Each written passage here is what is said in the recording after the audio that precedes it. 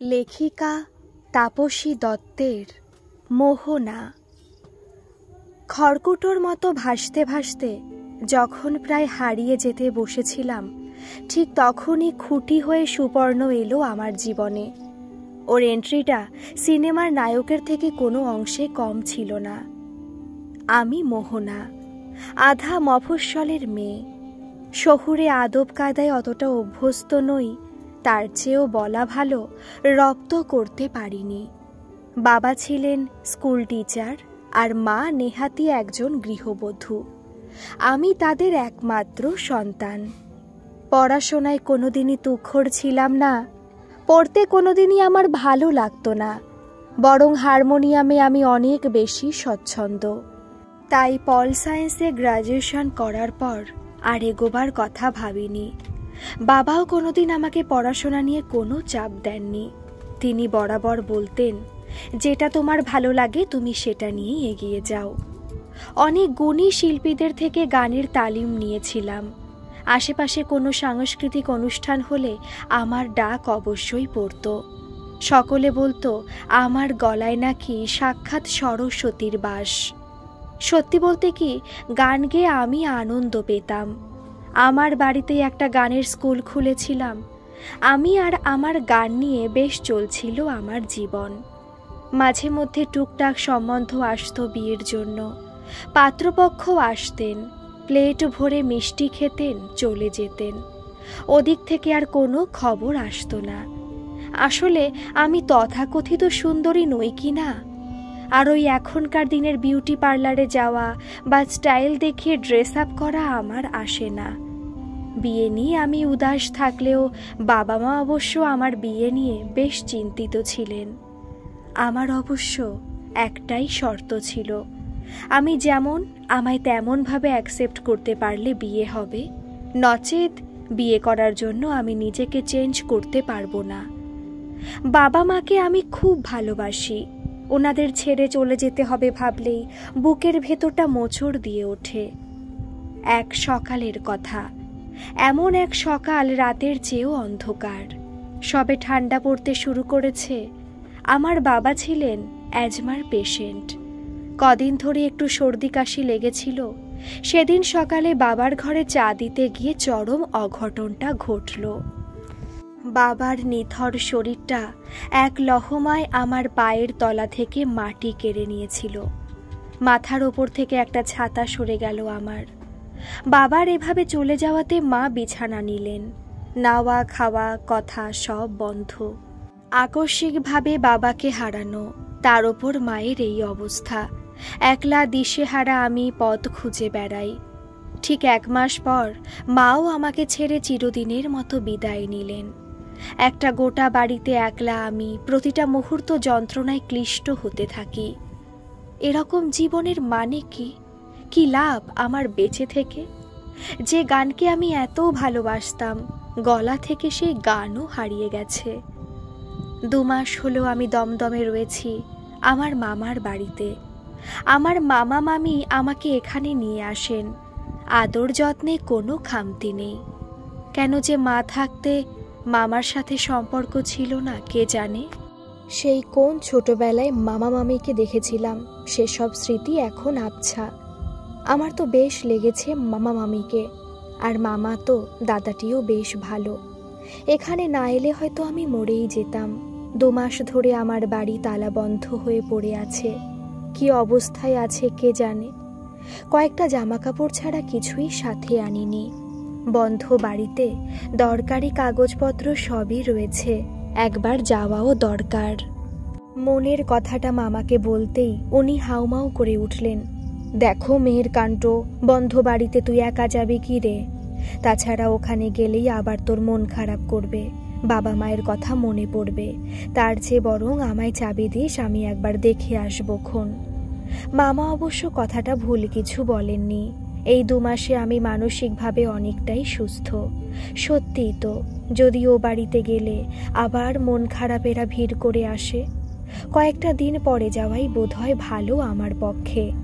মামা বরং একবার গিয়ে বাড়িটা দেখে আসুক। সেই মতো বাড়ির চাবি আমি মামার হাতে তুলে দিলাম। মামা ফিরে এসে জানালো বাড়ি পরিষ্কার করিয়েছেন এবং সব কিছু ঠিকঠাকই আছে। আমিও নিশ্চিন্ত হলাম।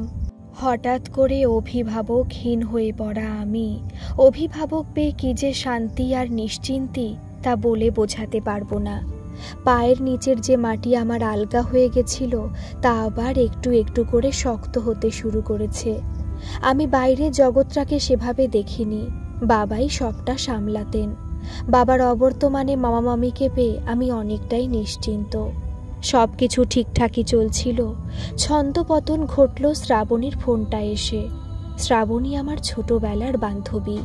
ওর কাছ থেকে জানতে পারলাম আমাদের বাড়িটা নাকি বিক্রি হয়ে গেছে, নতুন মালিক এসে থাকতেও শুরু করেছে। মাথায় আমার আকাশ ভেঙে পড়ল। এ কি করে সম্ভব? একরাশ চিন্তা নিয়ে মামার কাছে গেলাম। আমার কথা শুনে মামার মুখে একটা ক্রূর হাসি খেলে গেল। মামিও মুচকি হাসছেন।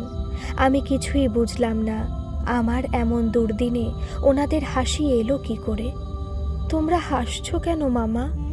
শোনো বোকা মেয়ের কথা, তা হাসবো নাকি কাঁদবো? তুমি কি ভেবেছিলে তোমার সারা জীবনের ভার মামা বহন করবে?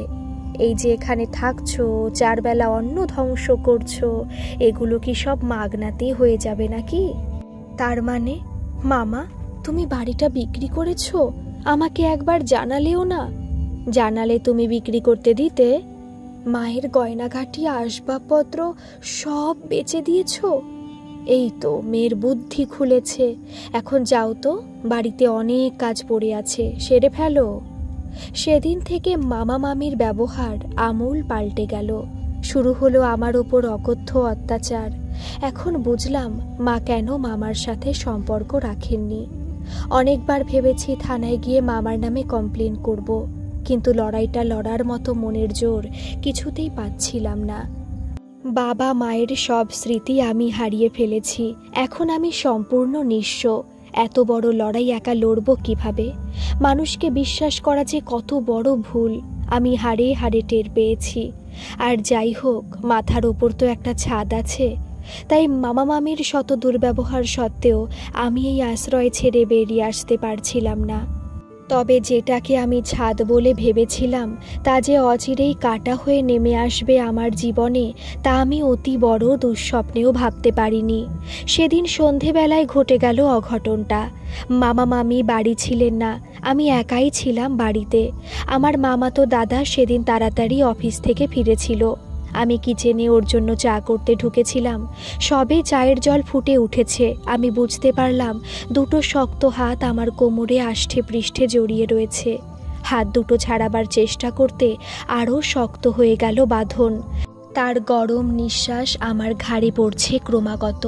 আমার শরীর শিথিল হয়ে আসছে ক্রমশ। অনেক কষ্টে বাঁধন ছাড়িয়ে ঘুরে দাঁড়ালাম। আমার মামাতো দাদা, আমার দাদা হয়ে এত বড় সর্বনাশ করতে যাচ্ছিল আমার। নিজেকে বাঁচাতে ফুটন্ত চায়ের জল ছুঁড়ে মারলাম ওর দিকে। প্রচণ্ড আর্তনাদ করে ও মুখ ঢেকে মেঝেতে বসে পড়ল। আমার আর এখানে থাকা চলে না, পালাতে হবে আমাকে। কোথায় যাব জানি না, শুধু জানি আমাকে পালাতে হবে দূরে, বহু দূরে। দিকবিদিক জ্ঞান শূন্য হয়ে রাস্তা দিয়ে ছুটে চলেছি আমি। হঠাৎ বিরাট জোরে ধাক্কা লাগলো। তারপর চোখের সামনে নেমে এলো অন্ধকার। মাথার ভেতর খুব কষ্ট হচ্ছে, মনে হচ্ছে যেন ইঞ্জিন চলছে মাথার মধ্যে। অনেক কষ্টে চোখ খুললাম, নিজেকে খুঁজে পেলাম হাসপাতালের বেডে। পাশে তাকিয়ে দেখি একজন ভদ্রলোক উৎকণ্ঠাভাবে তাকিয়ে আছেন আমার দিকে। আমি একটু উঠতে চেষ্টা করলাম, পারলাম না। ভদ্রলোক ব্যস্ত হয়ে উঠলেন। আরে আরে, এখন উঠতে যাবেন না, শুয়ে থাকুন চুপচাপ। আপনি? আস্তে আস্তে বললাম। আমি সুপর্ণ গুহ, একটা বেসরকারি ব্যাংকে ম্যানেজারের দায়িত্ব সামলাই। কয়েক মাস হলো কলকাতা ট্রান্সফার হয়ে এসেছি। আপনি আমার গাড়ির সাথে ধাক্কা খেয়েছিলেন, আর একটু হলেই আমাকে জেলের ঘানি টানার ব্যবস্থা করে ফেলেছিলেন আর কি। এমন উন্মাদের মতো কেউ রাস্তা দিয়ে দৌড়োয়? লজ্জায় মাথা নত হয়ে গেল। কোনো ক্রমে বললাম, সরি। ওইসব সরি টরি পরে হবে, আগে বলুন আপনার বাড়ি কোথায়? বাড়ির ফোন নম্বর দিন, তাদেরও তো জানাতে হবে। কি ঠিকানা দেব বাড়ির? সত্যি কি আমার বাড়ি বলতে কিছু আছে? আপনাকে আর জানাতে হবে না, আমি নিজেই চলে যাব বাড়িতে। সেটা হবে না ম্যাডাম, আপনাকে বাড়ির লোকের কাছে হ্যান্ডওভার করে তবেই আমার ছুটি। আর নিজেকে সামলে রাখতে পারলাম না, ঝরঝর করে কেঁদে ফেললাম। আমার বাড়ি নেই, কেউ নেই আমার। এই দুনিয়ায় আমি একা, সম্পূর্ণ একা। না, সুপর্ণ আমাকে একা ফেলে চলে যায়নি।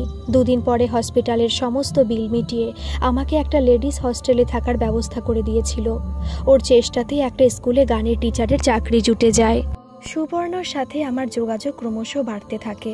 কিছুদিনের মধ্যেই ও আমার একজন ভালো বন্ধু হয়ে ওঠে। এমন একজন বন্ধু যার সাথে সব সুখ দুঃখের কথা ভাগ করে নেওয়া যায়। প্রস্তাবটা এসেছিল সুপর্ণর কাছ থেকেই। হাতে লাল গোলাপ নিয়ে একেবারে নায়কোচিতভাবে বলেছিল, উইল ইউ ম্যারি মি? আমার না বলার কোনো কারণ ছিল না। ওর মধ্যে আমি একজন অভিভাবক, একজন বন্ধুকে খুঁজে পেয়েছিলাম। সুপর্ণর পরশ পেয়ে আমার অগোছালো জীবনটাকে একটু একটু করে গোছাতে শুরু করেছিলাম। মন্দিরে ওর 2জন অফিস কলিগ আর আমার হস্টেলের 2জন রুমমেটকে নিয়ে নিতান্তই সাদামাটাভাবে বিয়েটা হয়ে গেল। সুপর্ণ আমার মতো মা বাবাকে হারিয়ে ফেলেছে। সুপর্ণ বলেছিল পরে ধীরে সুস্থে রেজিস্ট্রি ম্যারেজ করে নেবে। বিয়ের পর 13টা দিন বেশ স্বপ্নের মতোই কাটল। ওর অগোছালো ফ্ল্যাটটাকে আমি নিজের মতো করে সাজিয়ে নিয়েছি। সিংহাসন কিনে ঠাকুরের আসন পেতেছি। ওর পছন্দ মতো পদগুলো নিজের হাতে রান্না করে খাওয়াই, এ এক পরম তৃপ্তি। 2 দিন বাদেই ওর অফিসে জয়েনিং। তখন কিভাবে সময় কাটবে জানি না। সন্ধে হওয়ার মুখে ব্যালকনিতে ধোয়া ওঠা চায়ের কাপ হাতে ওর ফেরার অপেক্ষায় থাকবো। এও এক অনন্য অনুভূতি। সুপর্ণ গেছে বাজার করতে। এর ফাঁকে আমি স্নান সেরে পুজোয় বসেছি। বেশ জোরে জোরে কলিং বেল বেজে উঠল। একবার নয়, বেশ কয়েকবার। হয়তো কাজের মেয়েটা এসেছে। বড্ড তাড়া এই মেয়ের। তড়িঘড়ি দরজা খুলতেই কয়েকজন হুড়মুড়িয়ে ঢুকে পড়ল। আমি কিছু বুঝে ওঠার আগেই একজন ভদ্রমহিলা আমার দিকে প্রশ্ন ছুড়ে দিলেন, সুপর্ণ কোথায়? ও তো বাজারে গেছে। আপনারা? তুমি সুপর্ণর কে হও? ভদ্রমহিলার পাশে থাকা একজন বয়স্ক ভদ্রলোক প্রশ্ন করলেন। আমি ওনার স্ত্রী। কিন্তু আপনাদের তো ঠিক। আমার কথা শেষ হওয়ার আগেই ওই ভদ্রমহিলা হাউমাউ করে উঠলেন, দেখেছেন বাবা, আমি বলেছিলাম না? মলি আমায় ঠিক খবরই দিয়েছে। এই মেয়েটার সাথে সুপর্ণকে দেখেছে। ও আবার বিয়ে করেছে। এখন কি হবে আমার? আমার কিছুই বোধগম্য হচ্ছিল না। এই মহিলাই বা কে? আর এনার সাথে থাকা 2জন বয়স্ক ভদ্রলোক, ভদ্রমহিলা আর আন্দাজ 5-6 বছরের ফুটফুটে বাচ্চা মেয়েটাই বা কে? আমি আবারও জিজ্ঞেস করলাম, আপনারা কে যদি একটু বলেন? এখনো বুঝতে পারছো না আমরা কে? আমি সুপর্ণর বাবা, ইনি হলেন সুপর্ণর মা, আর ও হলো সুপর্ণর স্ত্রী বিথি। আর এই যে আমার কোলে রয়েছে আমাদের একমাত্র নাতনি, সুপর্ণর মেয়ে। রায়গঞ্জে আমাদের বাড়ি। আমার মাথা কাজ করছে না একেবারেই। সুপর্ণর মা, বাবা, স্ত্রী, সন্তান। তবে যে সুপর্ণ বলেছিল ওর 3 কুলে কেউ নেই, এইসব নষ্টা মেয়ে মানুষ সব পারে।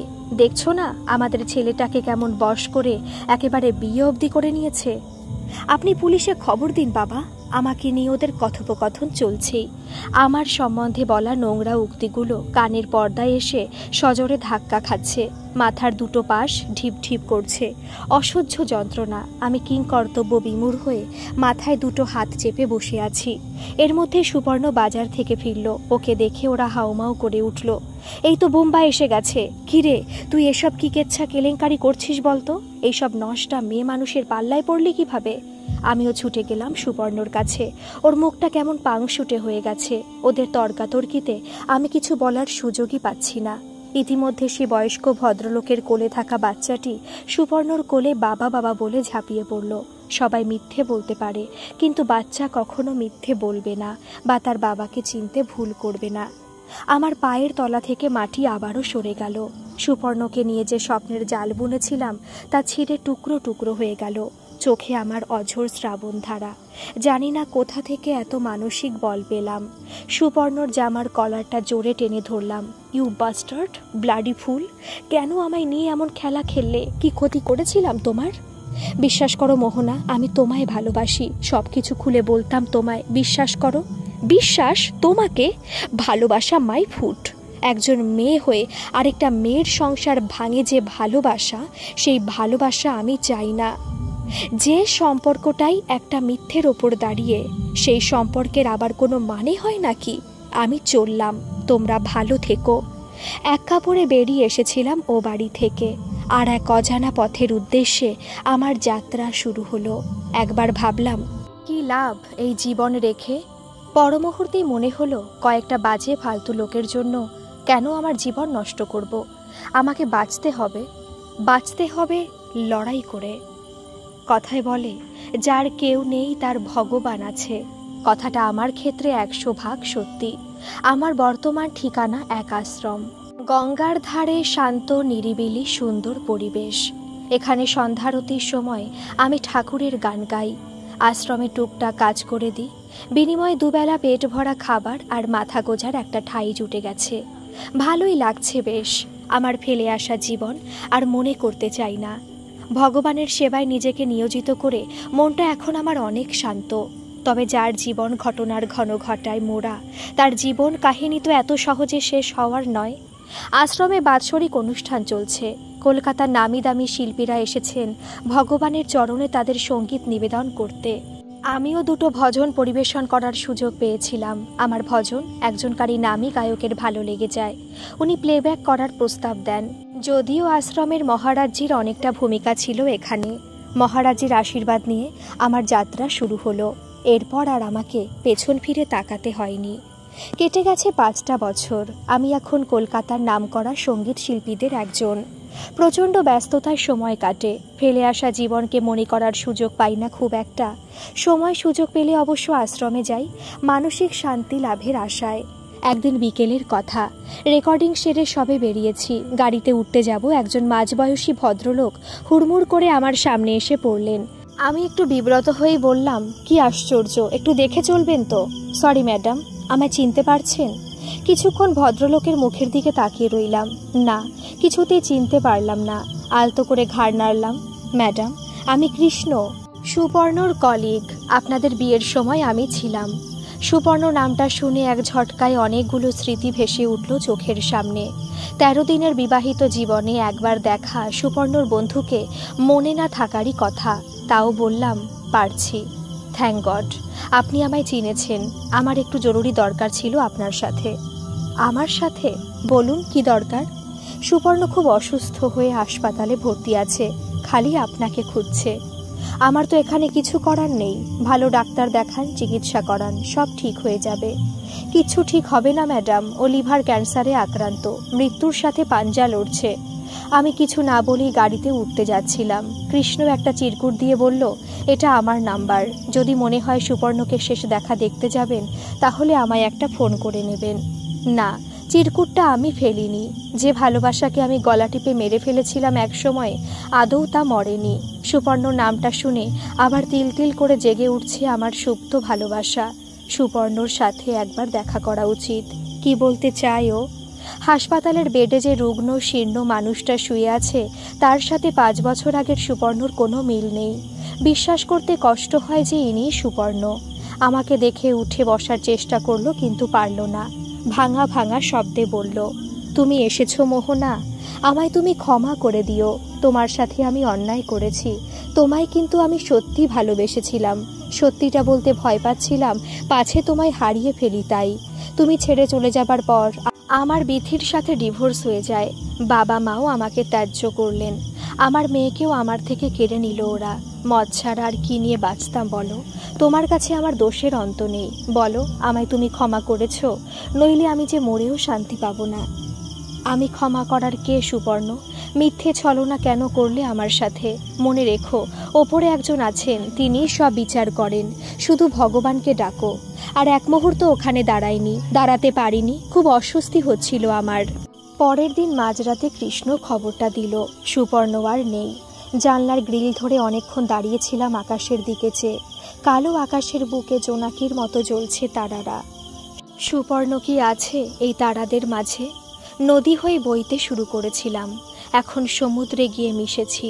নাম, যশ, অর্থ সবই আছে আমার, নেই শুধু ভালোবাসা। পূব আকাশে রক্তিম আভা ছড়িয়ে সূর্যি মামা উকি দিচ্ছেন। পাখিদের কলরবে একটু একটু করে পৃথিবী জেগে উঠছে। অন্ধকার শেষে নতুন দিনের শুরু। তানপুরাটা কোলের কাছে টেনে নিয়ে বসলাম। সাধনায় মন দিতে হবে তো। গল্পটি যদি ভালো লাগে তাহলে প্লিজ একটা সাবস্ক্রাইব করে দেবেন আর একটা কমেন্ট করে জানাবেন গল্পটি কেমন লাগলো। ধন্যবাদ।